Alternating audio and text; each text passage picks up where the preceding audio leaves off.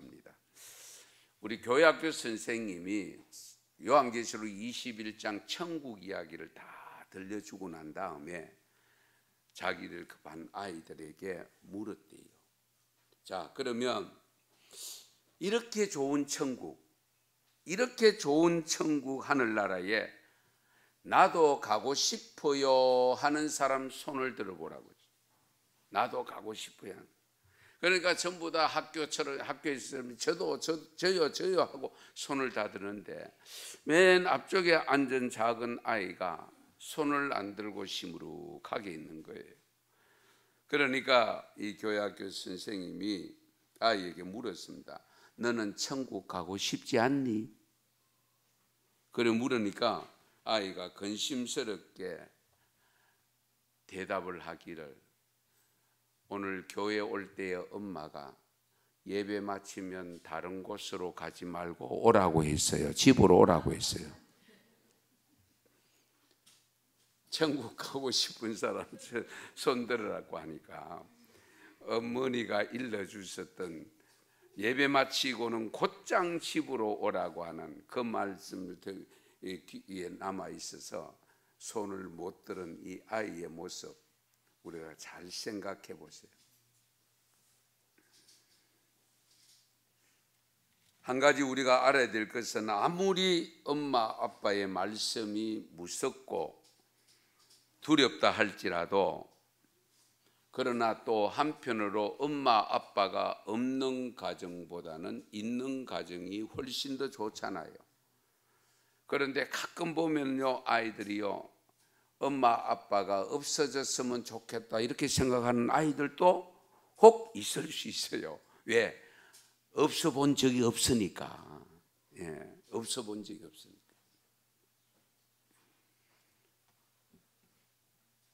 창세기 1장에는 하나님의 말씀으로 천지를 창조하시고 하나님께서 보시기에 좋았더라는 것을 7번 반복합니다.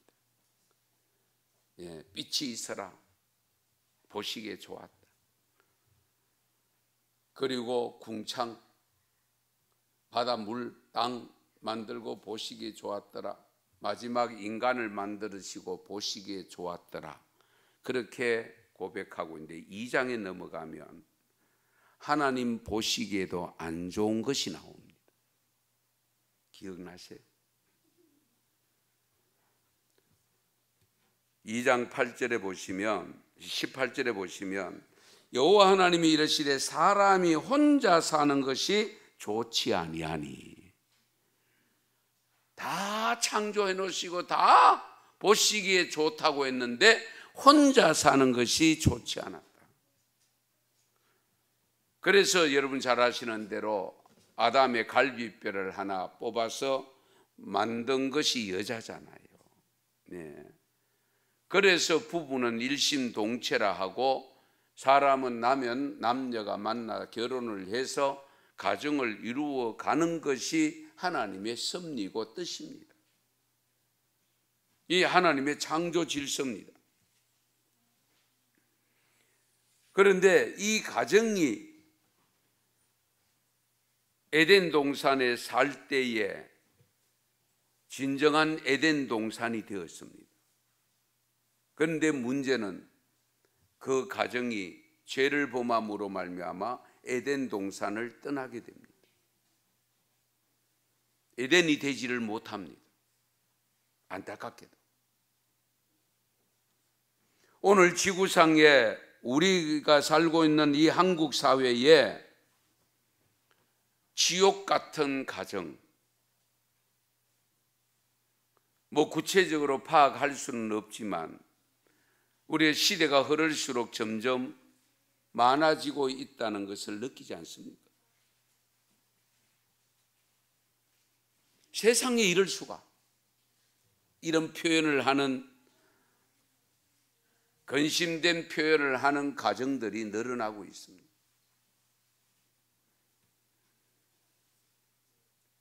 부모가 없어도 문제지만 부모가 있어도 같은 유형의 사건들이 많이 나타나고 있는 것이 현실입니다.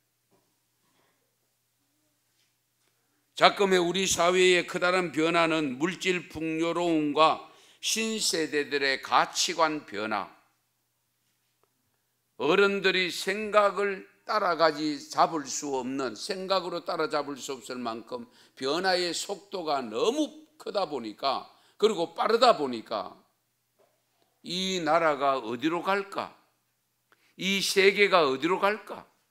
이 사회와 우리가 가지고 있는 이 가정들이 앞으로 어디로 갈까? 전부 물음표를 던질 수밖에 없습니다.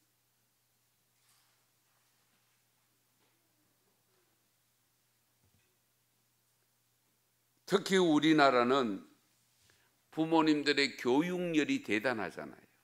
교육. 정말 세계에서 1등 국가로 만들어 가는데 가장 중요한 교육하면 또 1등으로 자리매김하고 있는 것이 한국이고, 오늘의 대한민국이 있기까지는 그 교육열이 일조했다는 것을 부인할 수가 없습니다.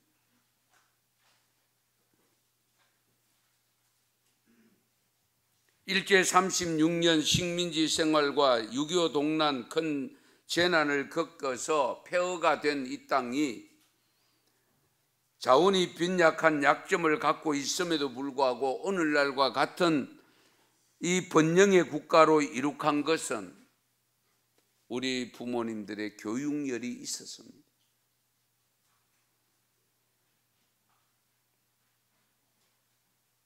교육은 힘을 북돋아 주고요, 자긍심을 심어주기도 합니다. 교육의 단계가 높아질수록 소득과 건강 상태가 향상되는 것도 사실입니다. 그래서 일찍이 장자크 루소라는 사람은 이런 말을 했습니다. 교육의 목적은 기계를 만드는 것이 아니라 인간을 만드는 것이다. 아주 중요한 지적입니다. 교육의 목적은 기계를 만드는 것이 아니고 사람을 만드는 것이다.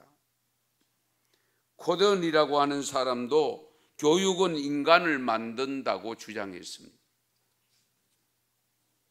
그런데 우리 사회의 교육은 인간을 만드는 교육이 아니라 잘못된 성공관, 이 성공이라는 잣대를 기준해서 성공에 이르는 인간, 돈 버는 기계로 만드는 인간으로 교육이 흘러가고 있지 않습니까?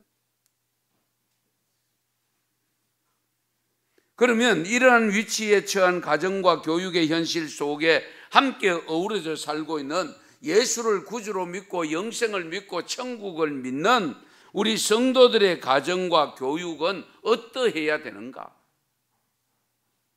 같이 가야 되는가?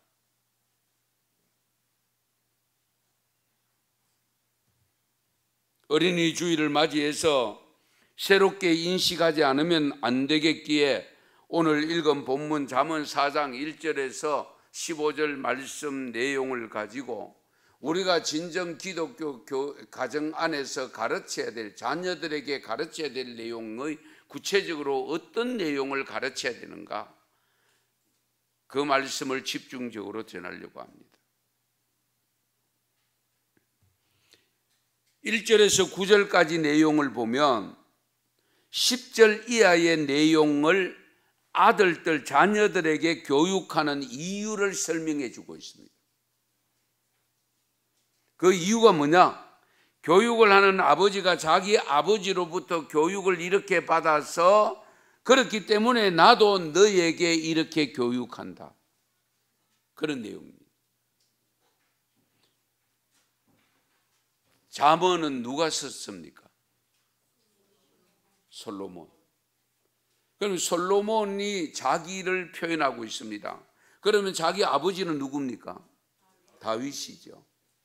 그러니까 아버지가 솔로몬 자기에게 교육한 내용을 가지고 살아왔는데 이제 내가 아버지로부터 받은 그 교육 내용을 너희들에게 전한다. 아들들에게 전한다. 그 내용입니다.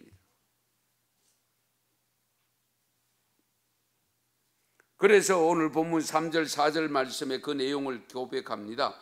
나도 내 아버지에게 아들이었으며 내 어머니 보기에 유약한 외아들이었노라. 아버지가 내게 가르쳐 이르기를 내 말을 네 마음에 두라. 네 생명을 지키리라. 내 명을 지키라. 그리하면 살리라. 예. 내 명령 지키면 그리하면 산다. 내가 네게 일러주는 이 내용을 네가 지켜 행하면 네가 산다. 여기 산다고 하는 것은 여러 가지 의미가 있겠습니다만 궁극적으로는 영생한다 그 말씀입니다.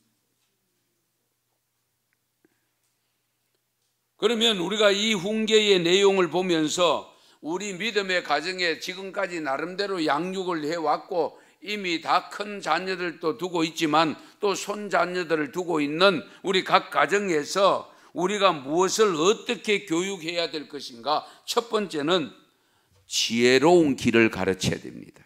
지혜로운 길. 오늘 본문 11절에 보면 내가 지혜로운 길을 네게 가르쳤으며, 지혜로운 길을 네게 가르쳤다. 그러면 지혜로운 길은 어떤 길이냐? 무엇을 가르치느냐? 무엇을 가르치느냐? 오늘 4장 6절 말씀에 보면 지혜를 버리지 말라라고 있고 지혜를 사랑하라고 있습니다. 그리고 7절에 보면 지혜가 제일이니 지혜를 얻으라고 있습니다. 그리고 8절에 보면 그 지혜를 높이라, 그리고 그 지혜를 품으라고 있습니다. 여기서 지혜는 의인화가 되어 있습니다. 의인화. 예. 그러므로 지혜는 결국은 궁극적으로는 하나님을 가르치고 하나님의 말씀을 가르침을 믿으시기 바랍니다. 그래서 하나님을 버리지 말라, 하나님을 사랑해라, 하나님을 제일이다, 하나님이 제일이다, 그리고 하나님을 높여라, 하나님을 품고 살아라 그 말씀이에요. 그래서 잠언 1장 7절 말씀에 보면 여호와를 경외하는 것이 무엇의 근본입니까? 지식의 근본. 그리고 9장 10절에 보면 여호와를 경외하는 것은 또 지혜의 근본이라고 있습니다. 여호와를 경외하는 것이 지혜의 근본, 지식의 근본이다. 반도체 기술이 근본이 아닙니다. 요즘 하도 반도체 하니까 그런데. 그러므로 지혜의 길을 가르치라. 이것은 결국 여호와를 경외하는 신앙을 갖도록 가르쳐라 그 말씀입니다.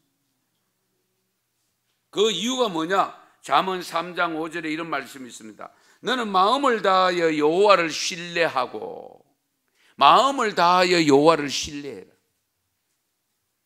그리고 6절에 보면, 그 3장 6절에 보면 너는 그를 범사에 그를 인정해라.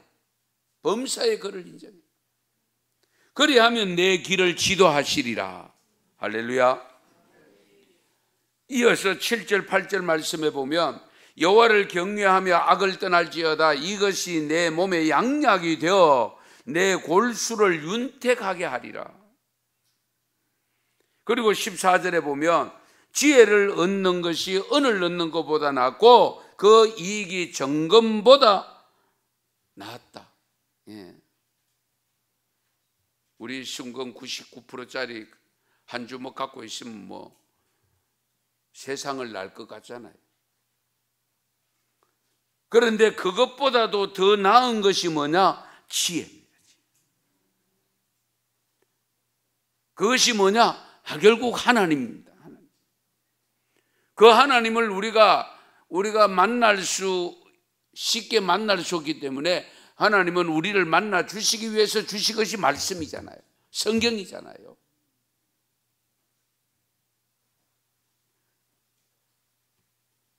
그래서 우리는 항상 하나님의 말씀을, 하나님을 경외하는 법을 가르치는 것이 그 어떤 교육보다도 우선되어져야 됩니다. 우선. 예. 서울의 어느 교회 교회학교 중등부 겨울 신앙 수련회에서 있었던 이야기인데요. 목사님께서 이 학생들에게 무엇을 말씀을 전하면서 이야기했는가 하니까 지금 자기 집에 불이 났다면 어쨌든 나와야 되잖아요. 나올 때에 꼭 갖고 나오고 싶은 5가지를 생각해 봐라. 불이 났다면 갖고 나오고 싶은. 여러분도 한번 생각해 보세요. 그리고 그 갖고 나온 이유를 분명하게 생각해라. 왜 그걸 갖고 나왔는지. 그리고 이 생각은 언제까지 하겠는지, 그 순간으로 끝날지 아니면 평생을 갖고 갈 생각인지, 그 이유를, 죽을 때까지 변하지 않을 생각인가, 지금 하고 있는 생각이. 이제 이렇게 질문을 던졌는데요. 이 당시에 초등학교 6학년 학생이 이제 중등부로 올라가잖아요. 그러니까 겨울 신앙 수련회에 따라왔던 거예요. 대답한 내용이 이렇습니다. 잘 들어보세요. 첫 번째, 성경을 가지고 나오겠습니다. 성경은 내가 죽을 때까지 먹어야 하는 양식이기 때문입니다. 두 번째, 찬송가를 가지고 나오겠습니다. 그 이유는 찬송가는 죽을 때까지 하나님 앞에 찬송을 올려드려야 하기 때문입니다. 세 번째, 돈을 가지고 나오겠습니다. 그 이유는 돈은 하나님께 헌금을 드려야 하기 때문입니다. 이유가 많이 다른 것 같죠? 예. 네 번째, 옷을 가지고 나오겠습니다. 그 이유는 예배 드리러 갈 때에 입어야 하기 때문입니다. 다섯 번째, 시계를 가지고 나오겠습니다. 그 이유는 예배 시간에 맞게 가기 위해서입니다. 얼마나 멋있는 생각입니까? 분명히 신앙 수련회를 통해서 얻은 답인 거 보면 지어낸 이야기는 아닙니다. 감히 어른도 신앙생활을 하고 목사도 함께 생각하지 못할 다른 물건 그 자체는 또 그렇다 칠지라도 갖고 나온 이유가 뭡니까? 오로지 하나님께 예배입니다. 거기에 초점이 맞춰져 있다. 그래서 먹는 것도 마시는 것도 운동하는 것도 돈 버는 것도 어떤 것을 하든지 하나님께 영광되는 것으로 자리매김을 해야 되고요. 하나님 앞에 예배 드리는데 초점이 맞춰져야 됩니다. 이 점을 잊으셔야 합니다.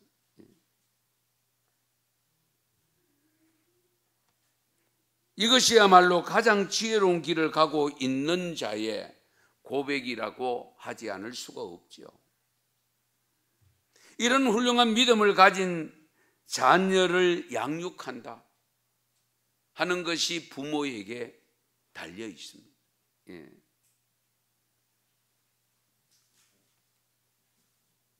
(30년이) 다 돼 갑니다마는 1995년 1월 달에 일본에 지진이 발생했을 때 이재민 50여 명에게 설문조사한 내용이 있습니다. 집에서 뛰어나올 때 무엇을 가지고 나왔습니까? 라는 설문조사입니다. 아무것도 갖고 나오지 못했다고 응답한 사람이 50명 중에 17명으로 제일 많았습니다. 그 다음으로 현금과 통장과 지갑을 갖고 나온 사람이 12명. 세 번째는 추위에 견딜 수 있는 모피, 옷, 신발 갖고 나온 사람이 9명. 네 번째는 보석, 고급 시계, 귀중품을 갖고 나온 사람이 3사람. 이 밖에 불교 신자는 염주를, 유치원 원장은 졸업식에 입을 검은 예복, 그리고 한 애주가는 위스키 몇 병까지 갖고 나왔대요. 회사원은 중요한 업무 내용이 담긴 컴퓨터 디스켓 200장을 갖고 나온 것으로 조사가 된 적이 있습니다. 만약 저와 여러분이 이런 상황에 있다면 무엇을 갖고 나올까요? 무엇을 갖고 나가시겠습니까? 무엇을 갖고 나올 것 같아요? 이런 행동의 결과는 결국 평소에 어떤 생각을 갖고 살았느냐의 결과물이잖아요. 그렇잖아요. 내가 평소에 무엇을 얼마나 중요하게 여겼는가 하는 것의 결과물입니다.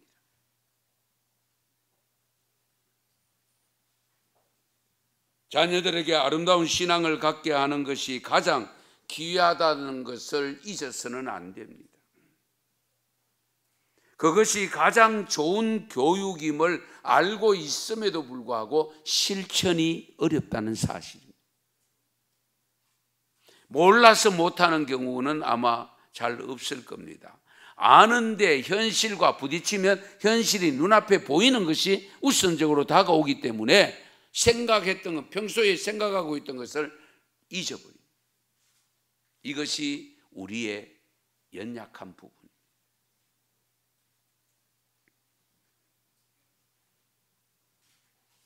믿음의 자녀로 양육하려고 하면 부모님들이 꼭 해야 될 것이 있는데 그것은 바로 하나님의 말씀 가르치는 겁니다.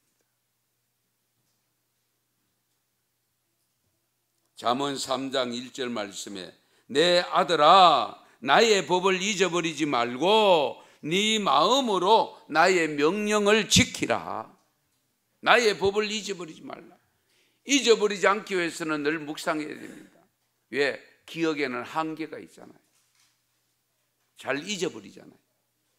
그러면 안 잊어버리려고 하면은 또 그것을 반복해서 읽는 방법밖에 없습니다. 한 번 보고 끝나버리면 안 되죠. 다 잊어버리죠. 그리고 잠언 4장 1절 2절 말씀, 아들들아 아비의 훈계를 들으며 명철을 얻기에 주의하라. 내가 선한 도리를 너희에게 전하노니 내 법을 떠나지 말라라고 말씀합니다. 잠언 22장 6절 말씀에 보면 마땅히 행할 길을 아이에게 가르치라. 그리하면 늙어도 그것을 떠나지 아니하리라. 우리 자신이 먼저 이렇게 되어져야 됩니다. 그러면서 자녀들에게 교육할 때에, 가르칠 때에 제대로 가르침을 받게 되는 거죠. 우리가 못 지키면서 하면은 어떻게 됩니까? 아버지 엄마도 안 하면서 뭐 자꾸 아버지 엄마도 예배 잘 빼먹으면서 우리 보고 예배 가란다, 이런 말 들으면 안 되잖아요. 예. 그러면 구체적으로 무엇을 가르쳐야 되느냐? 구체적인 내용, 에베소서 6장 4절에 이런 말씀이 있습니다. 같이 한번 읽겠습니다. 또 아비들아 너희 자녀를 노엽게 하지 말고 오직 주의 교훈과 훈계로 양육하라. 아멘. 주의 교훈과 훈계, 이것이 교육 내용입니다. 가르쳐야 될 내용입니다. 주의 교훈과 훈계는 성경 전체입니다. 말씀 전체. 그래서 이와 같이 말씀을, 주의 교훈과 훈계를 우리가 가르쳐야 되고 교육해야 될 근본적인 이유가 어디 있느냐? 성경이 무엇 때문이냐? 그걸 가르쳐 주는 것이 디모데후서 3장에 있죠. 모든 성경은 하나님의 감동으로 된 것으로 교훈과 책망과 바르게 함과 의로 교육하기에 유익하니. 할렐루야. 교훈과 책망과 바르게 함과 의로 교육하기에 유익하니 이는 하나님의 사람으로 온전하게 하며 모든 선한 일을 행할 능력을 갖추게 하려 함이라. 할렐루야. 그러니까 뭐 다른 거 없습니다. 늘 성경. 예. 제가 지난 주간에는 2번에 걸쳐서 만찬을 보냈습니다. 예. 저도 조찬을 못 먹어가지고 만찬을 보냈습니다.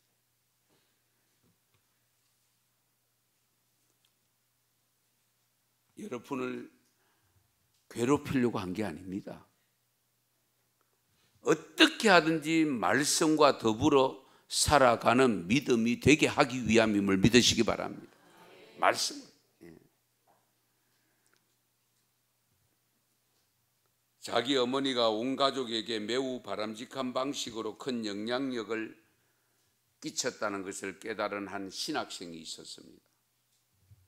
이 신학생이 자기가 교회에 봉사하고 있는 그 교회의 부모님들에게 우리 어머니가 우리를 가르칠 때에 어떤 생각을 가지고 구체적으로 가르쳤는가를 알고 싶어서 엄마에게 멀리서 학교 다니면서 편지를 썼대요.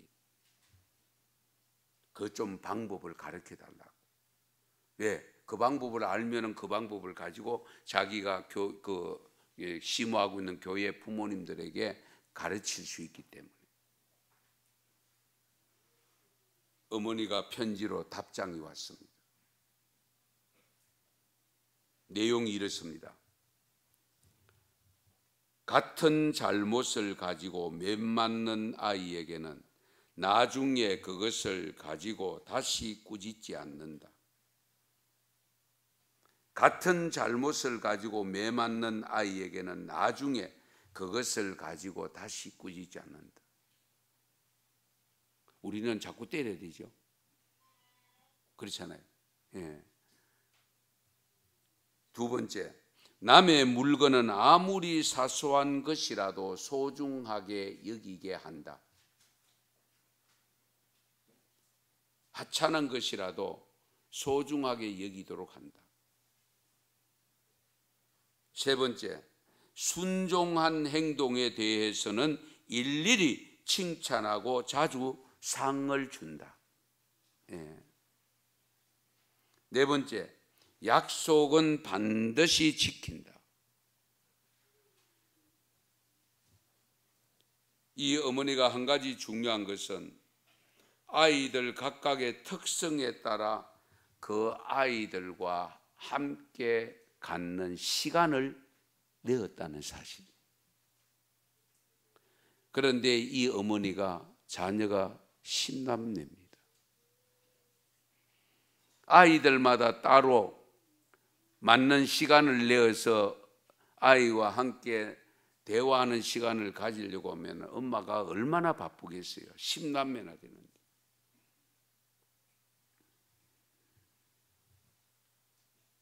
남편이 일찍 세상을 떠났다고 합니다.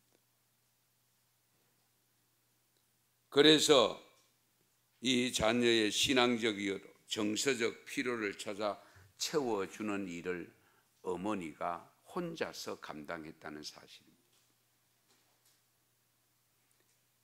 어머니는 아들이 그리스도인다운 삶을 사는 젊은이가 되는 것으로 참된 보상을 받은 것으로 감사하며 살았다는 이야기인데, 이 어머니가 누구냐? 수잔나 웨슬레입니다. 감리교 창시자 요한 웨슬레의 어머니입니다.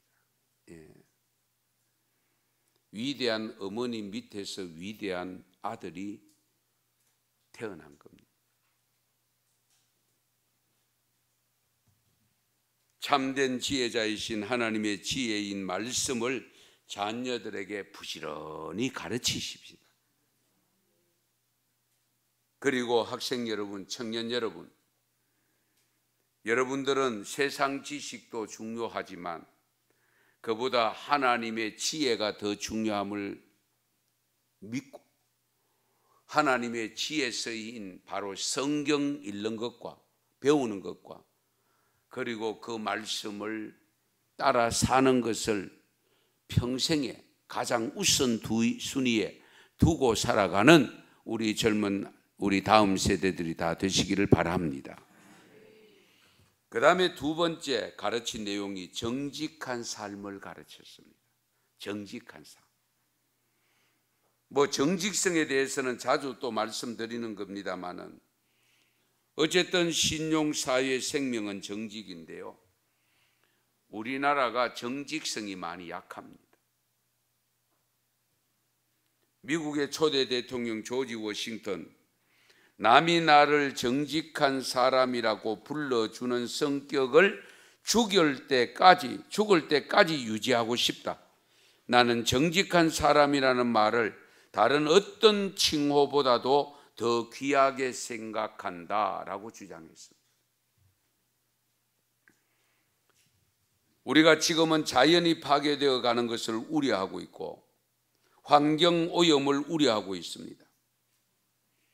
자연이 파괴되어 간다는 것은 결국 인간이 파괴되어 간다는 것이고, 인간이 파괴되어 간다는 것은 인간의 도덕성이 무너지고 있다는 증거이고, 인간의 도덕성이 무너지는 것인데 제1순위가 뭐냐? 정직성입니다. 정직이 무너지고 있습니다. 정직하면 윤리와 도덕적으로 우선으로 함부로 못하지요. 정직하면 우리가 신앙적인 입장에서도 믿음의 생활을 할 때 정직하면 우리 신앙이 올바른 신앙이 될 수밖에 없습니다. 정직하지 못하기 때문에 세상 사람들로부터 손가락질을 받고 교인이 저 모양이냐 별의별 소리 다 듣고 교인도 별 수 없더라는 소리를 들을 수밖에 없는 그 이유가 뭐냐? 정직성이 부족하기 때문에.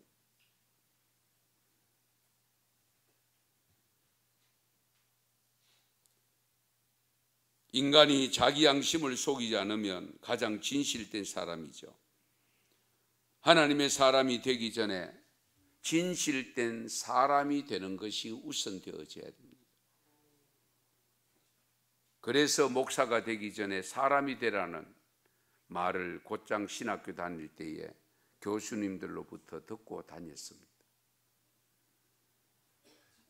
자신에게 진실한 사람은 다른 사람에게도 진실합니다. 우선은 자기를 속이지 말아야 됩니다. 그래야 하나님 앞에 정직할 수가 있습니다.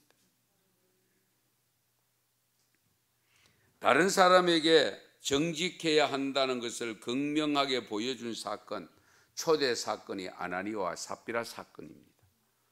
오늘 나오신 분 중에 모르는 분은 잘 없을 겁니다만, 하나님 앞에 헌금 약속해놓고 지키지 못함으로 속임으로 결국 사람을 속였다, 목사를 속였다, 사도를 속였다고 생각했는데 하나님을 속인 것이 되었습니다.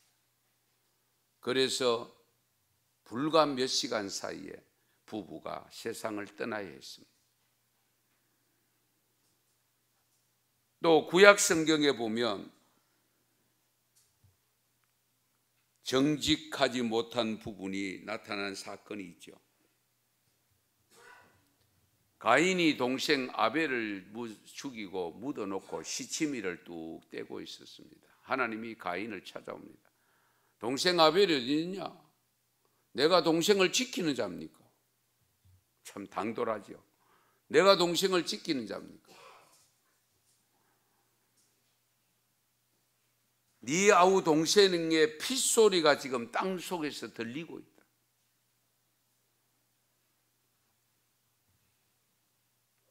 그래서 가인은 결국 죽음은 면했지만은 자신의 삶의 자리를 떠나야 했습니다. 그래서 하나님은 믿음의 공동체가 지켜야 될 10가지 계명 중에 9번째 계명이 뭡니까? 내 이웃을 헤아리고 거짓 증언하지 말아라. 오늘 말씀에 보면 정직한 자는 내 걸음이 공고하지 아니하겠고 달려갈 때에 실족하지 아니하리라. 정직하게 살면 네 걸음이 공고하지 아니하겠다. 달려가도 피곤을 못 느낀다는 겁니다. 달려갈 때에 실족하지 않는다. 넘어지지 않는다. 왜? 하나님이 도우신다 그 말씀입니다.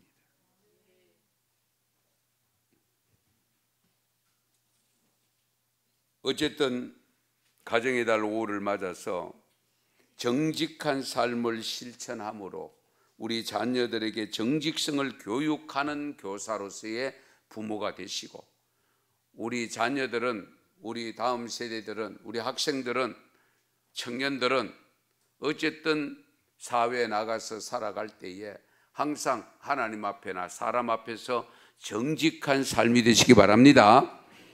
마지막 세 번째는 무엇을 가르쳐야 되느냐?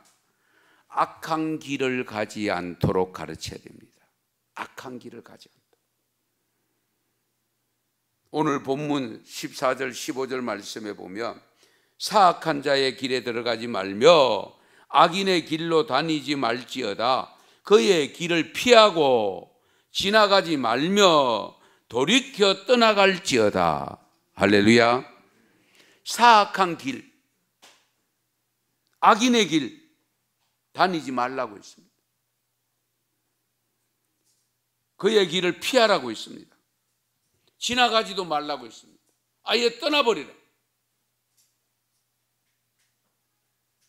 그래서 시편 1편 1절에 보면 복 있는 사람은 악인의 길을 어떻게 해요? 따르지 아니하며 죄인들의 길에 서지 아니하며 오만한 자들의 자리에 앉지 아니하느니라. 할렐루야. 바로 이겁니다. 한 자리에 있으면서 안 넘어가기가 정말 쉽지 않습니다. 우리가 살아보면. 꼭 유혹합니다. 사이다 줄게. 자기는 술 마시면서 사이다 줄게, 콜라 줄게. 한두 번은 가능한데요. 그 다음에 자꾸 그러면 미안한 생각이 들잖아요. 그럼 아예 가지를 말아야 돼요. 가서 안 하기가 쉽지 않다니까요. 아예 가지를 말. 그러면 또 어떤 생각이 듭니까? 친구 떨어지고, 뭐 떨어지고, 다 떨어진. 그럼 어떻게 살지? 예수님이 친구 되어 주신다고 했잖아요. 예수님 친구 삼고 살면 돼요.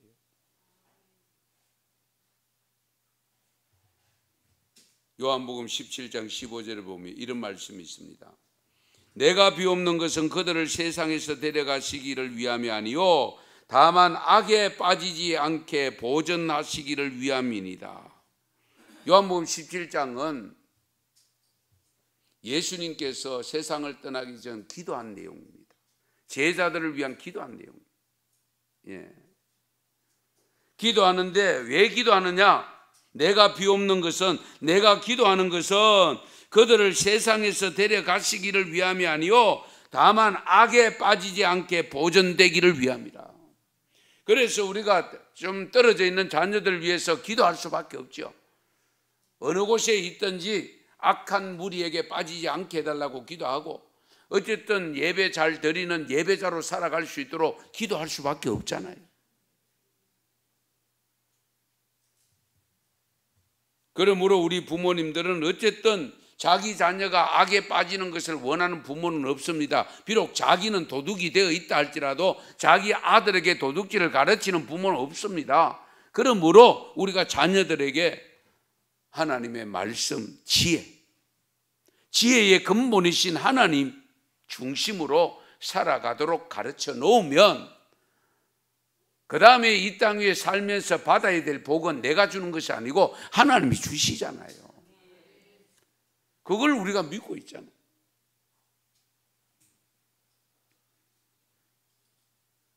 그래서 악에 빠지지 않도록 하기 위해서 먼저는 부모가 자녀들이 보는 앞에서 악한 일을 하면 안 됩니다. 술자리 벌려놓고 술 사오느라 이러면 걔들이 뭘 배우겠어요? 술 먹고 술치정하는 거 배웁니다. 그게 안 배우는 것 같지요? 그대로 배웁니다. 화투놀이나 무슨 카드놀이나 요즘 뭐 게임이나 이런 거 하고 있으면 엄마는 하는데 왜 우리 보고 하지 말라고 이야기하는 예요. 하지를 말아야 돼요. 휴대폰 그만 봐라. 엄마도 그만 봐라. 그렇게 되잖아요.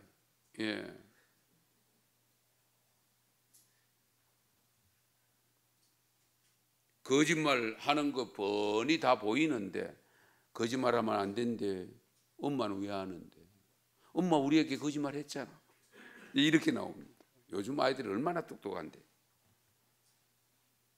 그러니까 우리가 나쁜 일, 악한 일, 사악한 일에 빠지지 않도록 교육하는 것도 중요하지만 삶을 통해서 보여줘야 되고, 그러한 자리를 만나지 못하도록 격리시켜야 됩니다. 그래서 부모는 자녀들의 거울이라고 표현하잖아요. 자녀들의 스승은 부모입니다. 교회 학교 교사에게 주일날 예배 시간 1시간 맡겨놓고 다 신앙식 교육 다 한 것으로 착각하면 안 됩니다. 제가 늘 강조하지만 가장 중요한 교사는 부모입니다. 그렇잖아요. 예, 부모입니다. 저도 몰랐는데 큰 며느리가 간증해서 알았습니다. 자기는 수요 예배 이런 거 별로 등한시했대요. 하주이가 수요 예배 왜 안 나가느냐고 그래가 수요 예배 나가게 됐대요. 이해가 됩니까? 저도 깜짝 놀랐습니다. 그 간증한. 예. 왜 엄마는 수요 예배를 안 나갔냐? 예. 그래서 지금 수요 예배까지 가고, 그래서 구역장까지 됐더라고요. 예.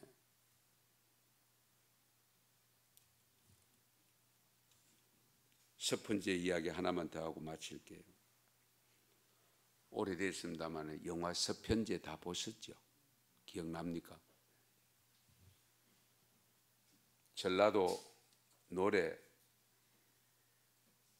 그래서 엄마는 세상을 떠나고 아버지가 딸을 노래하는 딸로 키우는데, 딸이 성장하니까 남자들이 주위에 있는 모습도 보이고, 그러다 보니까 노래를 안 배우려고 하고 집중 안 하려고 할 때에 그 아버지가 딸을 어떻게 했는지 기억나십니까?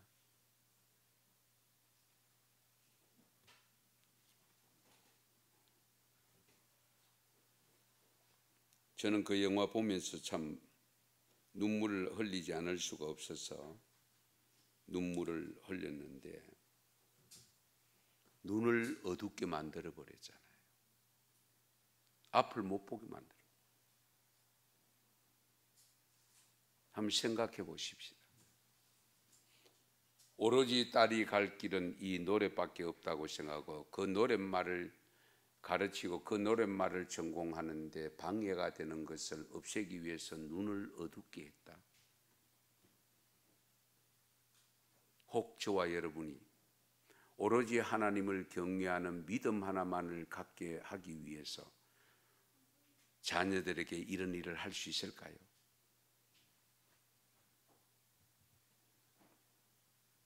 정말 어려운.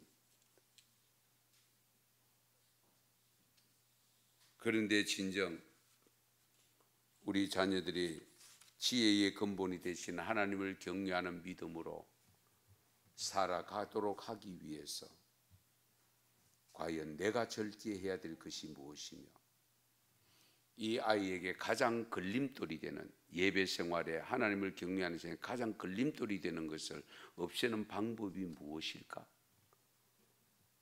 기도하고 지혜를 구해야 되지 않겠습니까? 가정의 달 5월 어린이 주일을 맞아서 우리 부모된 여러분들 또 학생 여러분들 선물 주고받는 것으로 만족하면 안 됩니다. 정말 보다 좋은 가르침 받기를 원해야 되고 가르치기를 잘 해야 됩니다. 우리가 가르치기 위해서는 내가 먼저 배워야 되겠죠. 먼저 알아야 되겠죠. 먼저 실천자가 되어야 됩니다.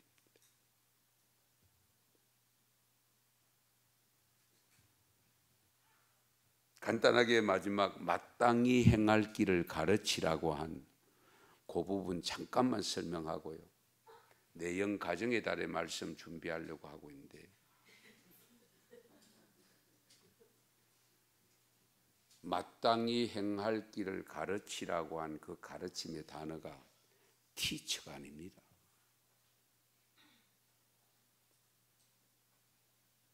우리가 보통 가르치다는 단어 영어는 teaching이잖아요.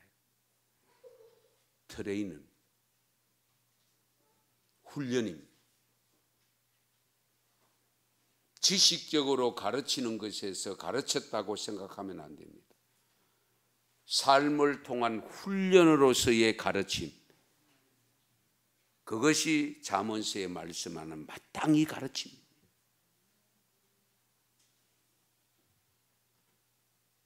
(5월) 가정의 달, 좋은 가르침으로 좋은 가정이 되셔서 마땅히 하나님께 영광을 돌리고 하나님이 주시는 은혜와 복으로 살아가시는 가정이 되시기를 축원합니다. 축복합니다. 기도드리겠습니다.